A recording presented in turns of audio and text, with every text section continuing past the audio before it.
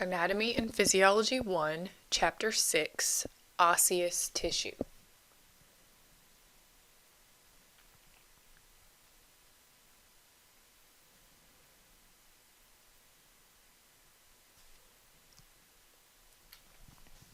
Okay, so in this chapter, we're moving forward into talking about the skeletal system. And in order to really understand the skeletal system, we need to first understand bone as a tissue. So in chapter 4, we talked about how there is a type of tissue called supporting connective tissue, and that included cartilage and also bone. So this chapter is going to focus in on bone tissue. So we're not really looking at the individual bones yet. We're just looking at what makes the actual bone up. So the skeletal system is going to include bones of the skeleton, cartilage, ligaments, and other connective tissues. And the main reason to have a skeleton is to give you support, storage of minerals and lipids. So we're mainly going to be storing minerals in the form of calcium. There's some others, but calcium's the biggie. And then lipids in the form of fat found in the yellow bone marrow. We're going to be producing blood cells in the red bone marrow. We'll use bone for protection. Think about all your major organs and tissues. Think about the heart and the lungs and how they're enclosed within the rib cage. If we think about the brain, which is enclosed within the skull, and also the spinal cord, which is enclosed within the vertebral column. So all of these things are very well protected by the skeleton. We also have bones for leverage. Muscles use bones as levers. Bones are classified by their shape and also their structure. So there are a few bone shapes to be familiar with. And most of these are pretty straightforward. So first we have sutural bones. And sutural bones are not a thing that everyone has. Some people have them, some people don't. But what these are bones that form within a suture. So if you've begun looking at the skull for one of your labs, then you know that there are areas where the skull bones come together that are called sutures. And sometimes sutural bones, also known as wormian bones, will form between the flat bones of the skull. They can be tiny, like the size of a grain of sand, or up to the size of a quarter. And again, they are found within those sutures. Then we have irregular bones. And irregular bones are bones like the vertebrae. So they have complex shapes and they can be ridged or notched or flat. And vertebrae again is a great example. So we can look at one of those here.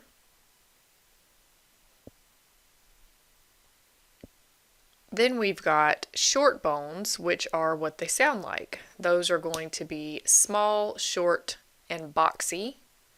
So great examples of short bones would be the carpal bones, which look like a bunch of rocks in your wrist.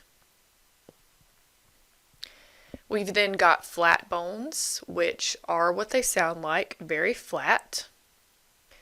Good examples of flat bones, which are nice and thin, would be bones of the skull. Also the sternum or breastbone. Long bones are, again, as they sound, long. And those are going to include bones like the ones found in the arms and legs. Like this humerus, for example, which is your upper arm bone. And then we've got, finally, the sesamoid bones. And sesamoid bones are going to be small and round and flat, and they're found on the knee is one of the ones that everyone's going to have, which we refer to as the patella.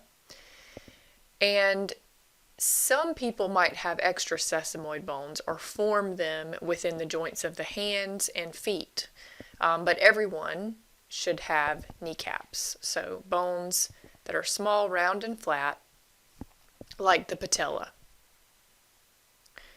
So a little bit more detail in your notes. So we've got, again, sutural or wormian bones. Those are small, flat, irregular, and form between the bones of the skull in the sutures. And some people have them and some people you can't see them. Irregular bones are complex, and good examples would be the spinal vertebrae and the pelvic bones. So here's our sutural bone up close, formed within a suture. Here's our vertebrae. Again, complex shapes with lots of spines, notches, ridges, and openings. Short bones, again, are boxy, and examples are carpal bones and tarsal bones. So that would be wrist and ankle. Flat bones are thin with parallel surfaces like the bones of the skull, the sternum, ribs, and scapulae, which would be your shoulder blades. So here are short bones, which again are boxy, look like little rocks. See those in the carpals and the tarsals. Flat bones, like the bones of the skull, nice and thin. Long bones are long and slender, like the ones in the arms, legs, palms, and soles of feet. And sesamoid bones, small, round, and flat, develop within tendons. We all have them in the patella. The location and number of these vary between individuals. So here's our long bone, humerus. Another example would be the femur. There's our sesamoid patella. So we're going to look now at the structure of a long bone. So now we're focusing in specifically on the long bone, and we can divide it up into areas. We're going to make a drawing on this right after this explanation here in the slide. So the structure of a long bone includes three major parts. We've got the diaphysis, which is the shaft of the bone. It has a wall of compact bone. So compact bone can also be referred to as dense bone. And it is hard and rigid. And you can see it looks very solid when you look at it in a picture. Inside, the central space inside of the shaft of the bone is called the marrow cavity. And this is where bone marrow would be kept. Sometimes it's referred to as the medullary cavity. Then we have the epiphysis or epiphyses, if we're talking about more than one. These are the ends of the bones. And they're going to contain mostly spongy bone. Spongy bone is also known as trabecular bone, and we'll take a look at that a little bit later. But spongy bone looks more porous, so not solid like compact bone looks. And the metaphysis or metaphyses is where the diaphysis and epiphysis meet. We will also see in that area what is known as the epiphyseal cartilage or growth plate if we have someone still growing, or the epiphyseal line or growth line if the person has stopped growing. So again, we'll come back and revisit that too.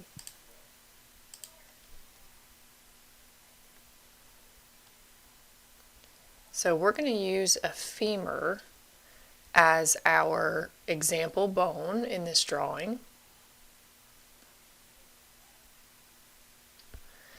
And what we've got on the ends of the bone, we would call these the epiphyses.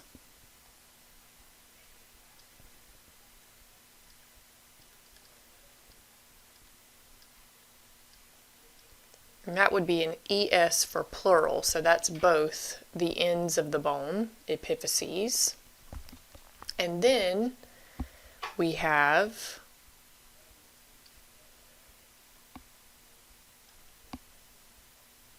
this area, which is known as the shaft of the bone, and that is called the diaphysis. That's the shaft of the bone. And then on either end,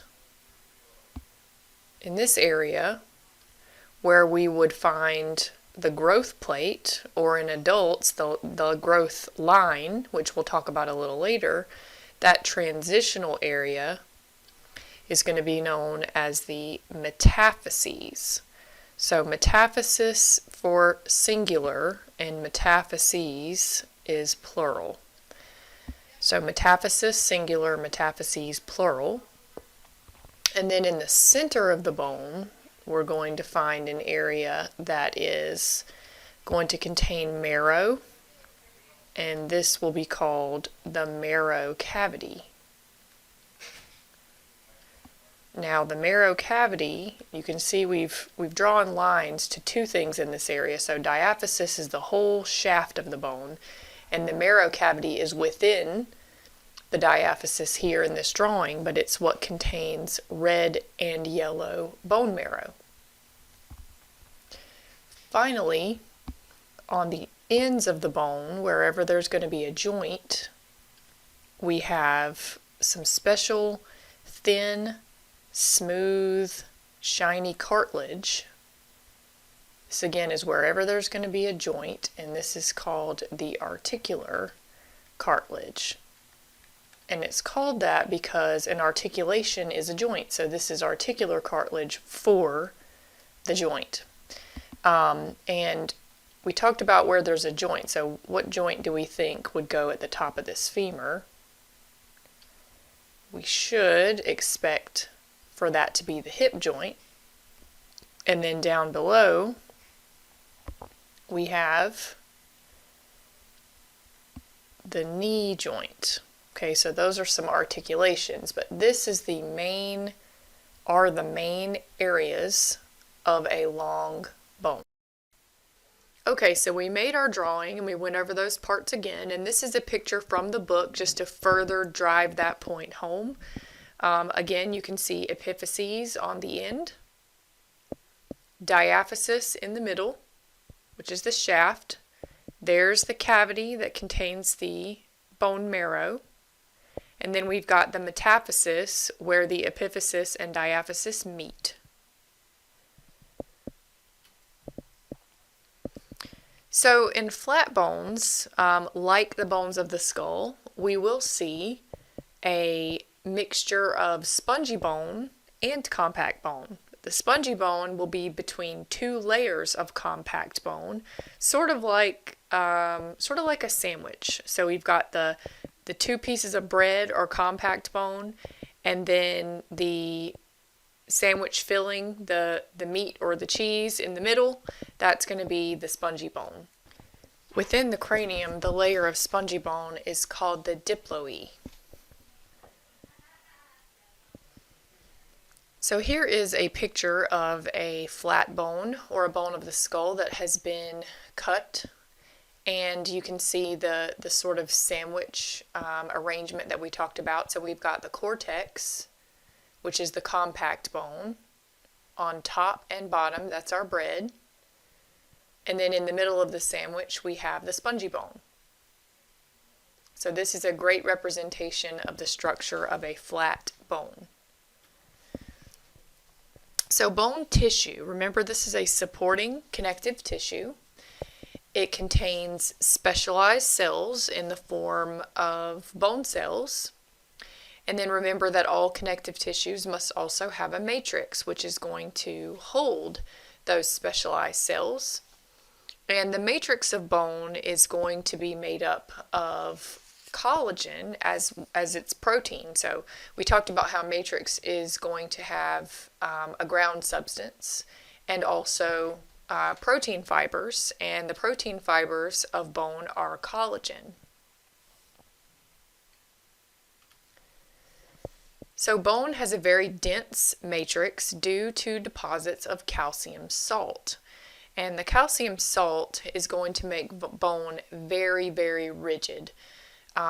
we're going to find in the matrix some specialized cells called osteocytes. Osteocytes are mature bone cells, and they live in little pockets of the matrix called lacunae. Lacunae are their little houses, and they're very organized. These houses are going to set up shop around blood vessels where they can receive oxygen and nutrients. So we'll draw all this out so we can get a good visual of what this looks like. Canaliculi are narrow passageways that will allow for nutrients, waste, and gases to exchange between the osteocytes and also the central blood vessel in the bone tissue. So again, we're going to take a look at that in a drawing very soon. The periosteum is a membranous structure that covers the outer surface of bones and consists of an outer fibrous and inner cellular layer. So this is going to be a good protectant of bones. So bone matrix has calcium phosphate, which is about 2/3 of your bone mass, and it will interact with calcium hydroxide to form crystals of what is called hydroxyapatite. Hydroxyapatite is a calcium salt. We'll also have other calcium salts such as calcium carbonate and ions like magnesium to help make up the matrix. So again, the matrix of bone is primarily calcium salt and also collagen. On its own, calcium is strong, but it's very brittle.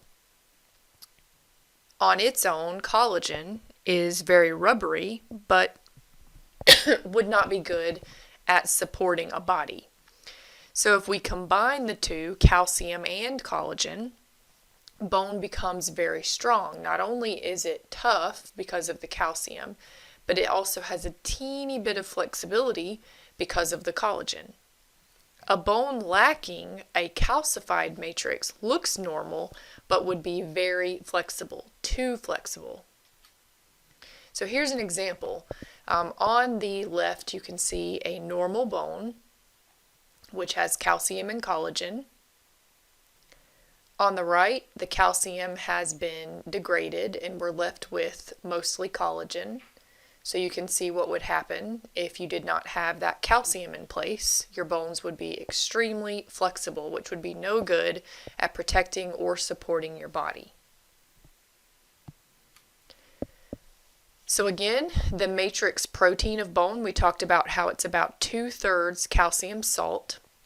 The other 1/3 of your bone mass is collagen fibers. And again, that collagen is going to give us a little bit of flexibility to make bone even tougher than if it just had the calcium. So we talked about the matrix. The matrix, again, calcium and collagen. But we also need specialized cells. The specialized cells in bone are going to include 4 primary bone cells. They make up about 2% of your bone mass. So we're going to take a look at all 4. So here are the names. We have osteogenic cells. We have osteoblast, osteocytes, and osteoclasts. So let's look at them individually. So starting with osteogenic cells, also known as osteoprogenitor cells, these are mesenchymal cells, and again, we're throwing back to chapter 4. It seems like we're always doing that. But mesenchymal cells are embryonic cells, and so you could look at them as stem cells that divide to produce osteoblast, which we will talk about next. They are located in the inner layer of the periosteum. So remember the periosteum is covering the outside of the bone, and we'll look at a picture of this. And they're also found in the endosteum, which lines the marrow cavity. These guys are going to help assist in repairing fractures. So here is the shaft or diaphysis of a bone. And we started with the osteogenic cells. So we're going to find them in the periosteum, which would be out here. And we're also going to find them in the endosteum, which is the lining of the marrow cavity. So these again are stem cells that produce osteoblasts. So what is an osteoblast? So an osteoblast is an immature cell that makes new bone matrix during osteogenesis. So osteogenesis is the creation of bone, also known as ossification. And these osteoblasts, once they are surrounded by matrix, become osteocytes, which we will talk about next. Okay, so here's what an osteoblast would look like. Again, it's an immature bone cell that secretes components of the matrix. Okay, so osteocytes, these are mature bone cells. They do not divide, and they live in little houses called lacunae between layers of matrix. They have cytoplasmic extensions that pass through canaliculi. So I am going to draw all of that out for you again shortly when we get to the osteon. There are two major functions for osteocytes. Their job is to maintain the protein and mineral content of the matrix. So in other words, keep the matrix strong, which will help to repair damaged bone. So here's what an osteocyte would look like up close, and you can see that we find it in dense or compact bone, so kind of in the middle in this figure. So here is the osteocyte, and around it is matrix, which would be this tan area, and you can see that it has these little tentacles coming off of it in the form of cytoplasmic extensions. And those cytoplasmic extensions move through little canals called canaliculi. Finally, we have osteoclasts. Osteoclasts, their job is to absorb and remove bone matrix. They are large and they have many nuclei. Now that's because they're going to create acid and protein digesting enzymes to dissolve bone, to release the minerals from the bone out into areas like the bloodstream. This is called osteolysis, when we dissolve bone, which seems like it would be a bad thing, but it is not always a bad thing. We'll talk about some reasons why later, but this is called osteolysis when we dissolve bone, and it's very important to homeostasis. So here is a picture of an osteoclast, and it is a cell that has lots of nuclei. You can see bunches of nuclei in there. And again, it's going to secrete acid and enzymes to help dissolve bone matrix. Okay, so at this time, we're going to take a look at the osteon. The osteon is a unit of dense or compact bone. So let's draw that out now. Okay, so next we're going to go over the bone tissue, the tissue of dense or compact bone. And dense or compact bone is made up of osteons. So osteon is a unit of dense or compact bone. We're going to draw one osteon here, but we should be comfortable with the fact that dense or compact bone is made of tons and tons and tons of these osteons. And we'll look at some pictures that will show where the osteons are kind of growing into each other to form the whole bone. So if we could imagine that we were looking under a microscope, we would see these individual units. So let's start with one of the main center points, which is called the central canal. And the central canal is going to contain blood vessels. So I'm going to put a cross section of some blood vessels in there. So we've got the red and the blue to represent the blood vessels inside of this canal, which is known as the central canal. So we'll go ahead and write that off to the side just so we don't forget central canal. We will also be going over it, or we have gone over it in our notes, and we'll go over it a few more times just to make sure we're comfortable. So the central canal is where the blood vessels are. Remember that blood vessels carry blood, which is going to be rich with oxygen and nutrients, all the things that a healthy cell or tissue would want. So around this central canal, this source of nutrients and oxygen, we're going to have some bone cells. And I'm going to make these bone cells just little round circles, okay, just to keep it simple.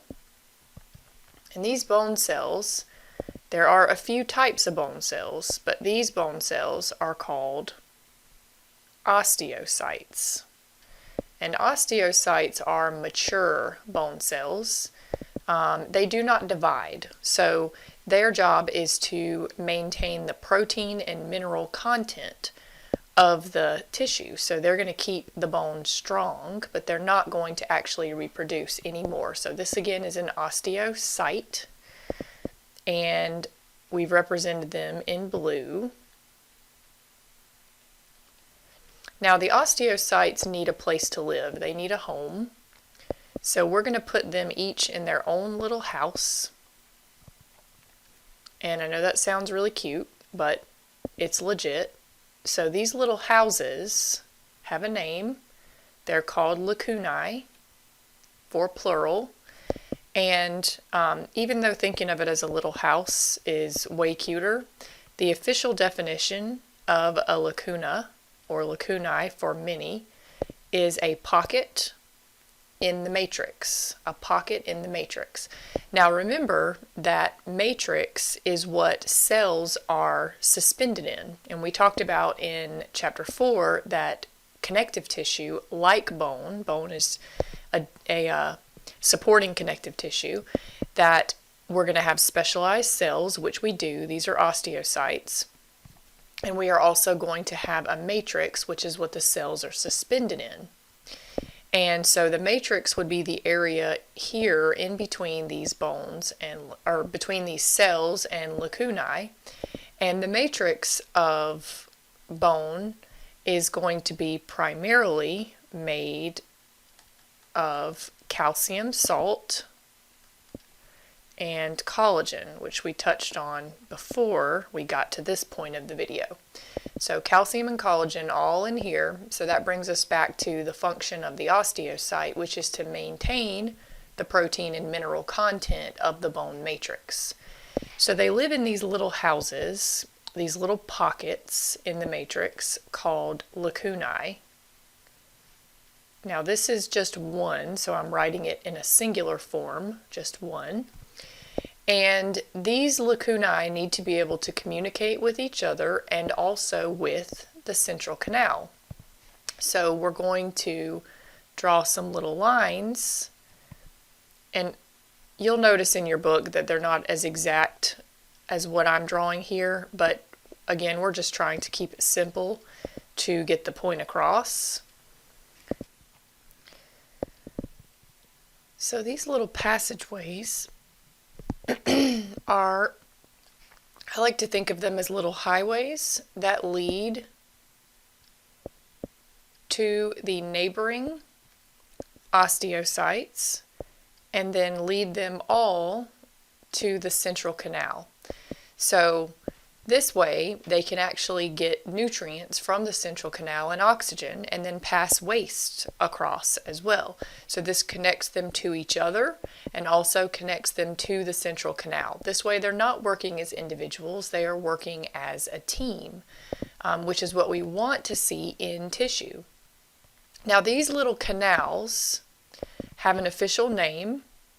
They are the canaliculi. And the canaliculi, the official definition, is not little highways, even though I like to think of them like that. The official definition is cytoplasmic extensions of the osteocytes. And that sounds a lot more complicated, but the osteocytes have extensions coming out of them, which are cytoplasmic of the cytoplasm, that connect each other and also connect them to the central canal where they can receive oxygen and nutrients.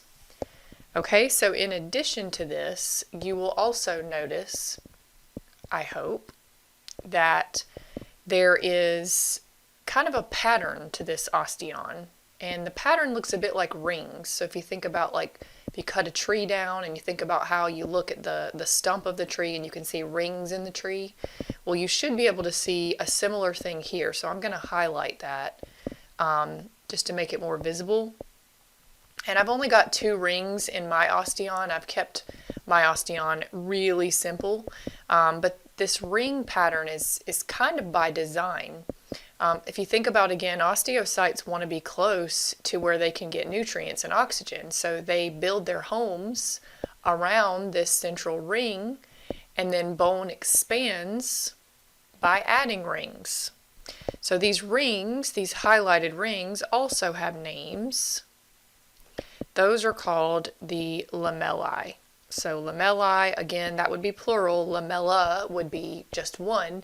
And these are the layers of matrix. That's how we would define those, as the layers of matrix. And there are different kinds of lamellae, which we will make sure and mention as well.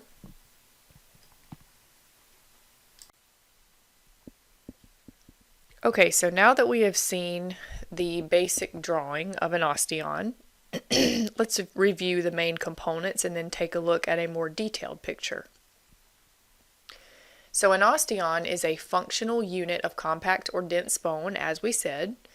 We looked at the central canal, which has blood vessels in it. And then we saw some perforating canals, or we are going to see. We didn't draw those, but we will see the perforating canals in another drawing, which are perpendicular to the surface of bone and carry blood vessels into the deep bone and the marrow, because all of that needs nutrients and oxygen as well. We saw lamellae, which are layers of bone matrix. We drew the concentric lamellae, which are the ones that surround the central canal. What we did not draw were the interstitial and circumferential lamellae.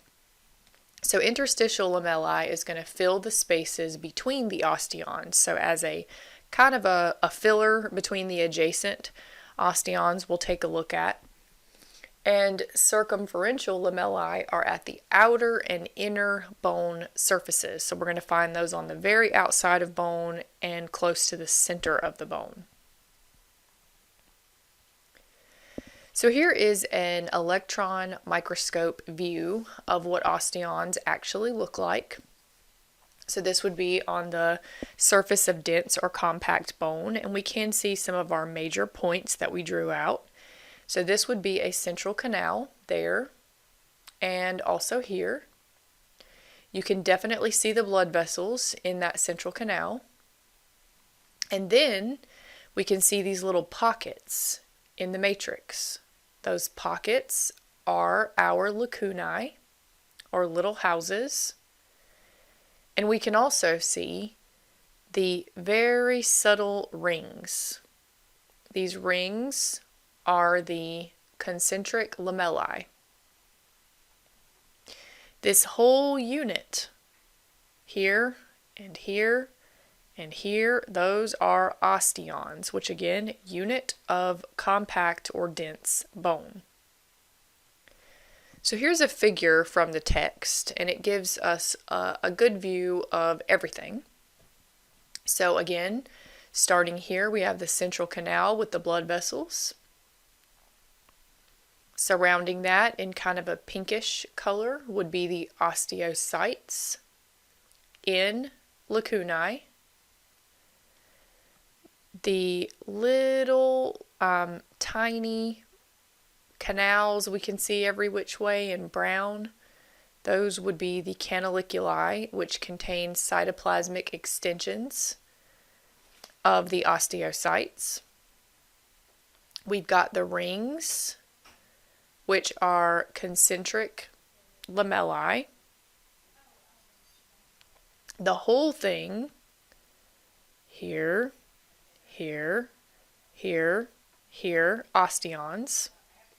And then notice in between the osteons, there is some filler bone. So those would be interstitial lamellae, like here and here. And then going around the whole entire bone, we have circumferential lamellae, which goes around, if you see the word there, goes around the circumference of the bone. Spongy bone lacks osteons. The matrix instead forms an open network of trabeculi. There are no capillaries or venules. Red bone marrow fills the space between the trabeculi, forms blood cells, and contain blood vessels that supply nutrients to the osteocytes by diffusion. Yellow bone marrow is found in other sites of spongy bone and stores fat. So in this picture, you can see this is the spongy bone, trabeculi. Does not have the osteon pattern. So looking up really close, we have the femur here that has been cut mid-sagittally, and we can see the dense or compact bone on the outsides of the shaft or diaphysis. And then inside the bone here, we can see very clearly spongy bone, which has more of an open strut-like appearance. This is the trabeculi. So trabeculi up close as well.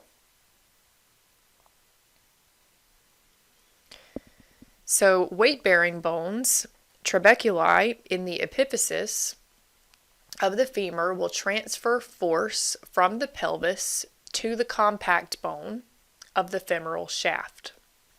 So again, spongy and compact bone both have really important functions.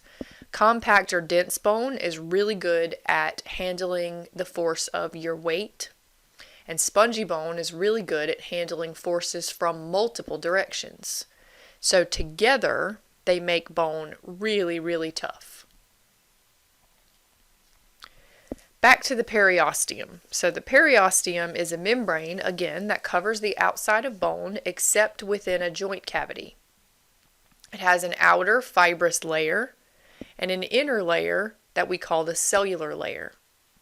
The fibers of the periosteum are interwoven with those of the tendons that are going to connect muscle to bone. The periosteum works to isolate the bone from surrounding tissues and gives a route for blood vessels and nerves. It's also really helpful in bone growth and repair, which we will look at both of those. So here is a close-up view of the periosteum that's being pulled back.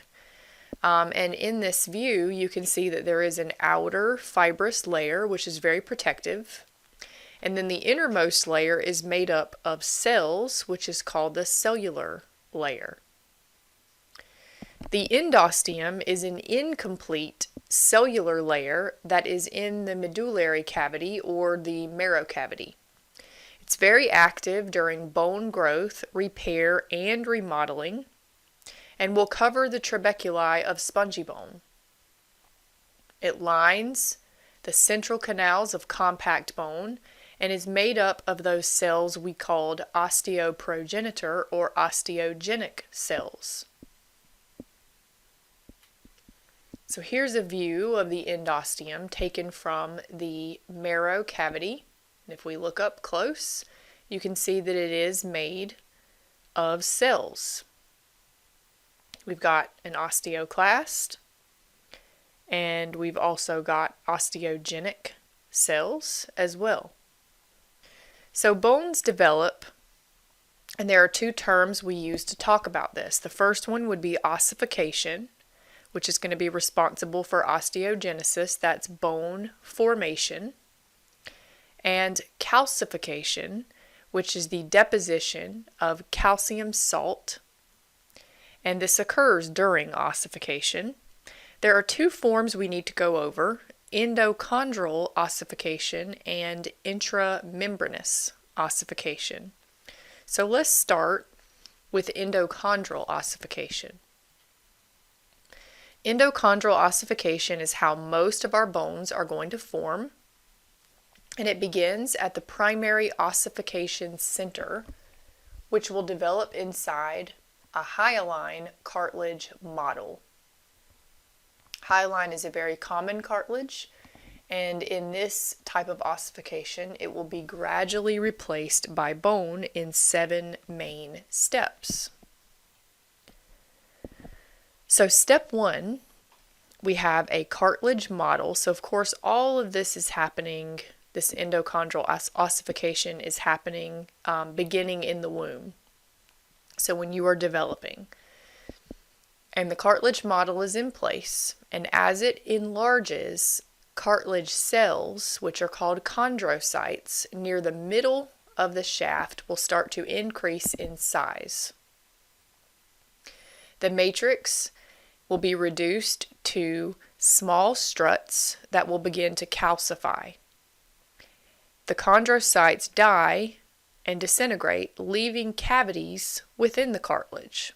So this sounds like a good place to form a marrow cavity. Step 2, blood vessels will grow near the edge of the cartilage, and cells of the perichondrium, which is the outside covering of the cartilage model, will begin to convert to osteoblasts. The cartilage shaft becomes ensheathed or covered in a layer of superficial or surface bone. You can see that on either side. Step 3, blood vessels will then penetrate into the shaft of the cartilage. Fibroblast will differentiate into osteoblast and start producing spongy bone here in the core of the cartilage. We call this the primary ossification center because this is where bone production really picks up, really gets going. The bone formation will spread along the shaft towards both ends of the cartilage model. Step 4, we continue to remodel, creating a marrow or medullary cavity, which is very visible here. The osseous tissue of the diaphysis or shaft gets thicker, and the cartilage near the epiphysis is replaced by shafts of bone. Further growth increases in length and diameter of this forming bone. Step 5, capillaries and osteoblast then migrate into the epiphyses, which are the ends of the bones, creating secondary ossification centers, which we can see here and also here. So this is the second location bone really picks up.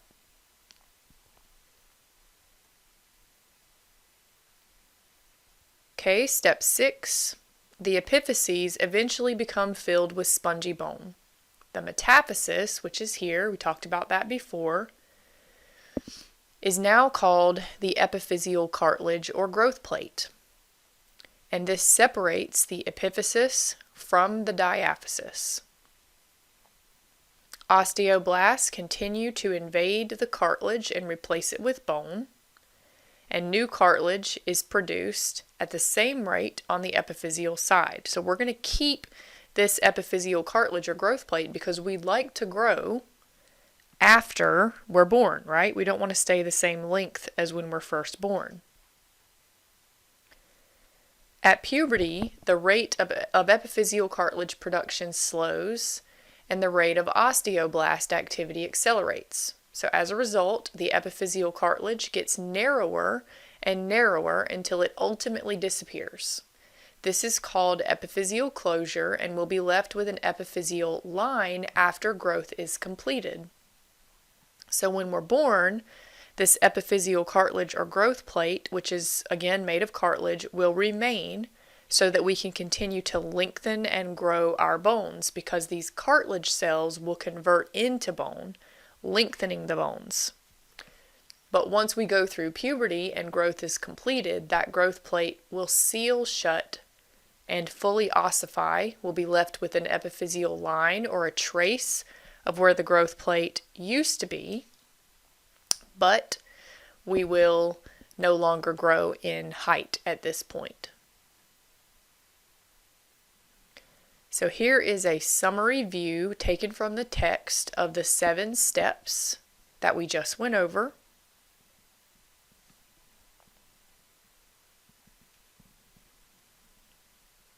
Okay, so interstitial growth is growth in length.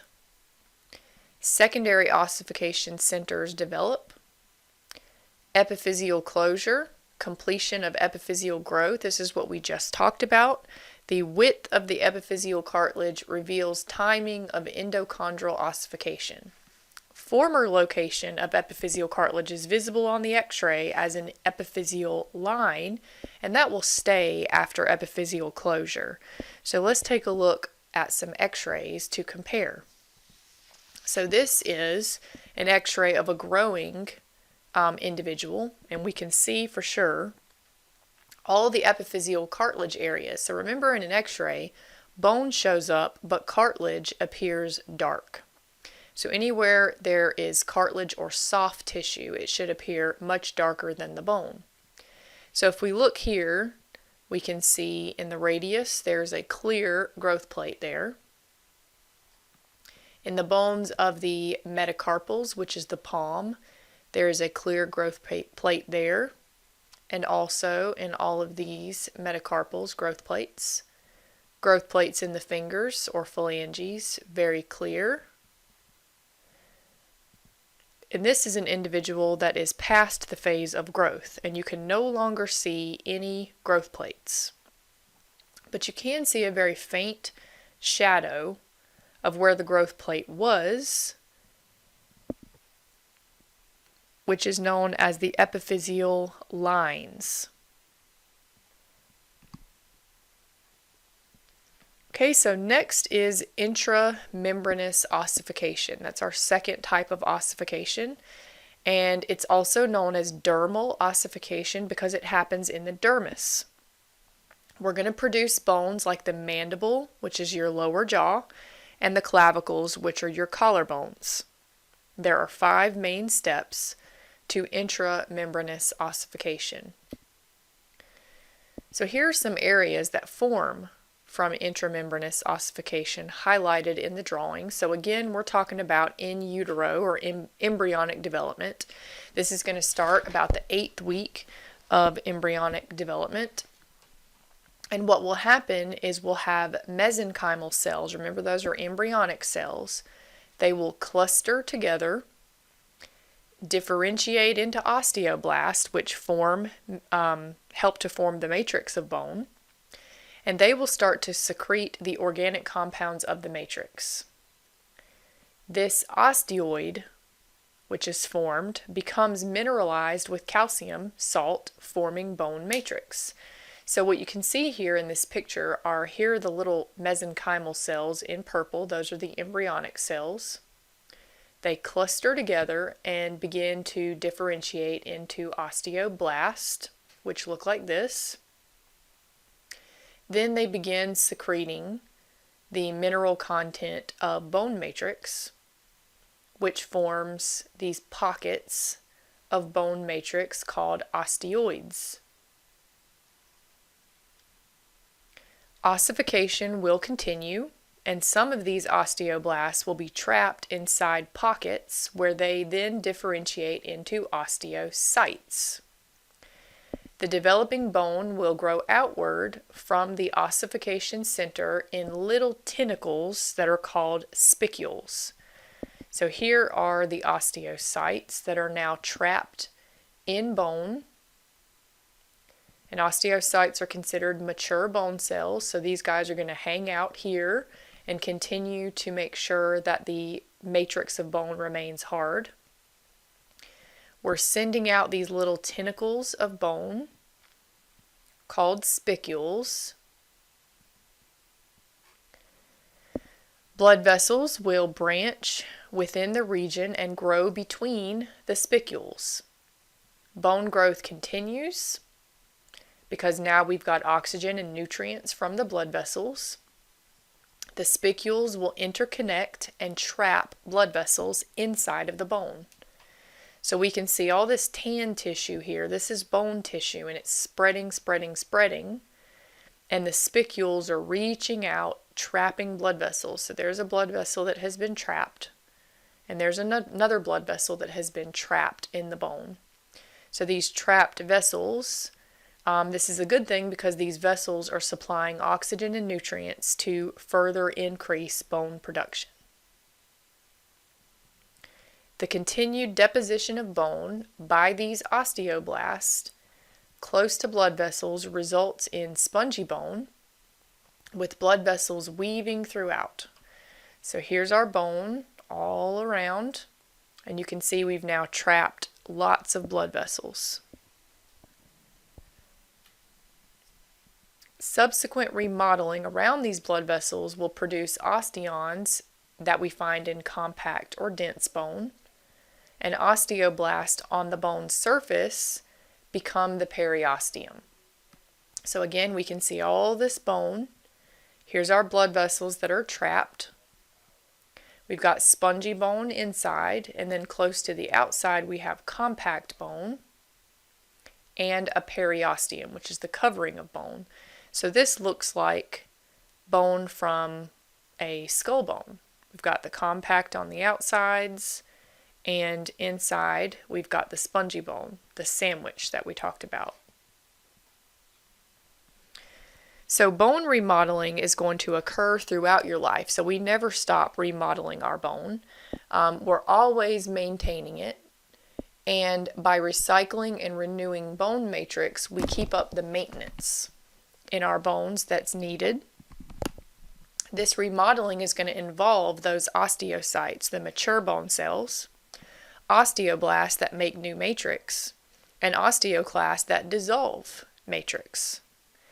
These activities are usually balanced. So if we're removing or dissolving bone with the osteoclast, we are usually building it just as quickly in the osteoblast to keep the amount of bone balanced. If bone removal begins to happen quicker than bone replacement, the bones will weaken. If depositing bone predominates, then bones will strengthen. Exercise actually makes bones stronger. Mineral recycling allows the bones to adapt to stress, and bones that are stressed heavily become thicker and stronger. So weight-bearing exercise will stimulate the osteoblast. Bone degeneration. Bone degenerates quickly. Up to 1/3 of your bone mass can be lost in a few weeks of being inactive. That's kind of scary. So nutrition and hormones can affect your bone. Calcium and phosphorus are minerals that are required in your diet for strong bones. And also small amounts of magnesium, fluoride, iron, and manganese are helpful to the health of your bone. Calcitriol and vitamin D3 are also very integral to bone strength. Calcitriol is made in your kidneys and is for normal calcium and phosphate ion absorption in the digestive tract. So we need it so that we can absorb calcium and phosphates normally in your digestive tract. We make calcitriol from vitamin D3. We talked about this when we were talking about skin. So once we convert vitamin D3, or we synthesize calcitriol from vitamin D3, this helps our intestines absorb calcium better.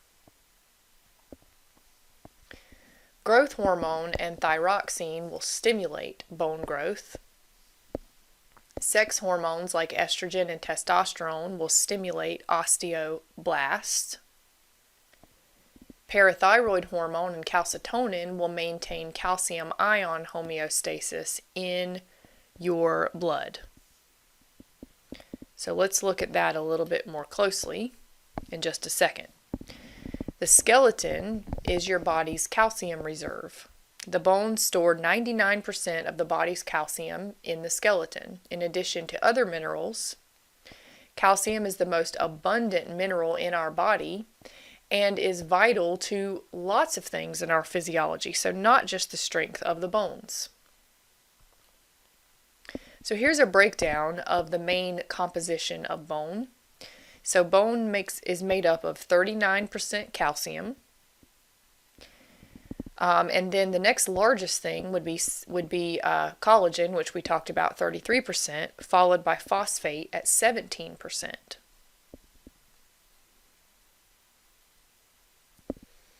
All right, so going back to the hormones that we just referenced quickly, calcium ion concentrations in your body fluids must be closely regulated. Parathyroid hormone and calcitonin are going to affect the storage, absorption, and excretion of calcium in the bones, digestive tract, and your kidneys.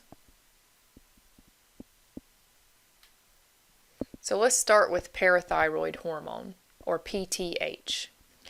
Parathyroid hormone is produced by the parathyroid glands in the neck. So these are on the back of the thyroid, and they are going to, or parathyroid hormone is going to increase your blood calcium by doing three things: stimulating osteoclast activity, increasing the absorption of calcium in your intestines, and decreasing calcium excretion by the kidneys.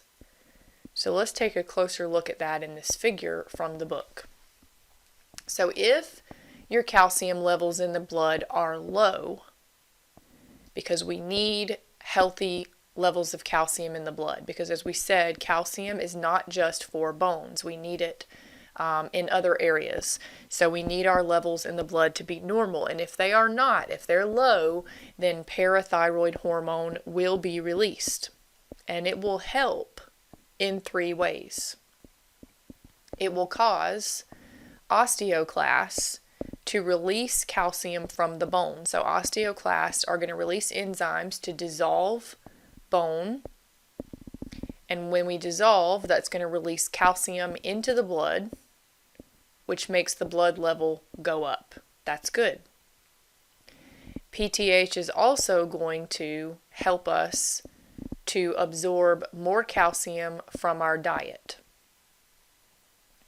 Blood levels go up. That's good. And finally, kidneys are going to absorb more calcium ions. Calcium is conserved, so there's going to be less calcium going out in the urine and more of it reabsorbed. Blood levels go up. So that's good as well. So those three things that happened are going to heighten blood calcium levels when they are low. Now the opposite is true. Calcitonin is secreted by C cells in the thyroid, and it's going to decrease blood calcium by doing three things: inhibiting osteoclast activity, increasing calcium excretion, and reducing calcitriol secretion by the kidneys, and decreasing intestinal absorption of calcium. So let's take a look at that in a similar figure. So if our calcium ion levels in the blood are too high, then the thyroid gland will release calcitonin. Calcitonin tones down blood calcium in three ways. One, it's going to stop those osteoclasts from dissolving as much. So calcium will not be released into the blood as readily. Calcium levels will go down. Calcitonin will also help to reduce the amount of calcium absorbed by the small intestine. Calcium levels in the blood will go down. Kidneys will excrete calcium ions, so more calcium will leave in the urine instead of getting absorbed into the body. calcium levels will go down. Okay, so finally in the chapter we are going to end with fractures. Fractures are cracks or breaks in the bone due to physical stress. They can be open, compound, or closed. Simple. Fractures are repaired in 4 main steps. First, we form a fracture hematoma, then a callus, spongy bone formation, followed by compact bone formation. So the fracture hematoma is first. This is a large blood clot that establishes a network of fibers. Bone cells in the fractured area will die, and then we will begin to form a callus. In the callus, cells of the endosteum and the periosteum will divide and migrate into the area where the fracture is, the fracture zone. Calluses will stabilize the break as we heal. There'll be 2 kinds. We have an internal callus and an external callus. The internal callus develops in the medullary cavity or the marrow cavity, and the external callus will develop on the outside of the bone. So this is will first be cartilage and then will convert into bone. So let's look at that in a couple of pictures. So here we have a broken tibia, which is a bone of your shin. You can see the fracture there and the bone is bleeding. So the first thing we're going to do is form a fracture hematoma. So that again is a large blood clot. You can see some broken bone fragments. This is dead bone. Okay, and we're next forming an internal and external callus. So the spongy bone is reforming in the internal callus, and the external callus is a bridge of cartilage, which will later convert into bone. There's our periosteum, which is the outer fibrous covering of the bone. Spongy bone formation. So osteoblast will replace the central cartilage of the external callus with spongy bone. And the repaired bone may be slightly thicker and stronger than normal. So the compact bone, the repaired bone, can be thicker and stronger than normal. So here's the internal callus where we have reunited the spongy bone, and the external callus, which is spongy bone and compact bone.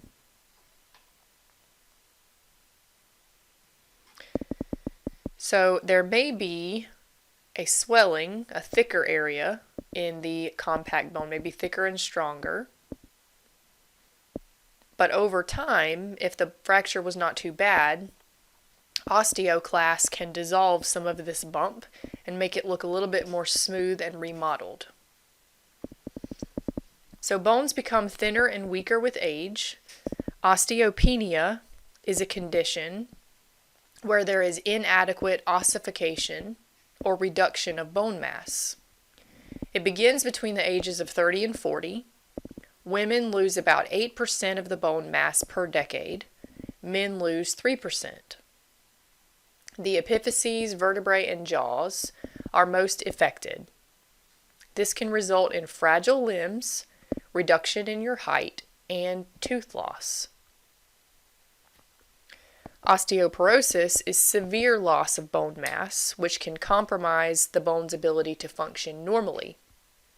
Over the age of 45, it occurs in 29% of women and 18% of men. Hormones can be involved. Sex hormones can help maintain bone mass. And in women, osteoporosis accelerates after menopause. So this is when hormones can decline and get a little bit crazy for a while before they level out. And this can have an effect on your bone mass.